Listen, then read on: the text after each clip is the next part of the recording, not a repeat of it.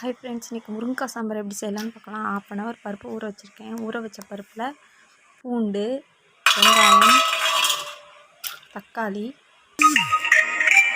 எல்லாம் போட்டு அதில் மஞ்சத்தூள், எண்ணெய் போட்டால் பொங்காமல் வரும். போட்டு நல்லா மூடி வச்சுக்கலாம். அது 2 விசில் வர வரைக்கும் இந்த பக்கம் தாளிச்சிக்கலாம். தாளிப்புக்கு தேவையான பொருள்: முருங்கைக்காய் நறுக்கி வச்சுருக்கேன், சின்ன வெங்காயம் உரித்து வச்சுருக்கேன், கருவேப்பிலை எல்லாம் எடுத்து வச்சுருக்கேன். இப்போ கடாயில் எண்ணெய் ஊற்றி அதில் ஜீரகம், பெருங்காயத்தூள், கருவேப்பிலை எல்லாம் போட்டு தாளிச்சிட்டு வெங்காயமும் போட்டு தாளிச்சிட்டு இப்போ முருங்கைக்காய் தூக்கி போட்டுக்கிறேன். இப்போ தண்ணி ஊற்றிக்கலாம். இப்போ அதில் உப்பு, மஞ்சத்தூள், குழம்பு மிளகாய்த்தூள் போட்டு நல்லா கிண்டி வச்சுக்கிறேன். இப்போ அதில் வேகிறதுக்கு மூடி வச்சுக்கிறேன். இப்போ அதுக்குள்ளே 2 விசில் ரெடியாக வந்துருச்சு. கரைச்சி வச்ச புளியை ஊற்றிக்கிறேன். இப்போ கடந்து வச்சு பருப்பை தூக்கி இதில் ஊற்றிக்கிறேன். இப்போ சுவையான முருங்கைக்காய் சாம்பார் ரெடி.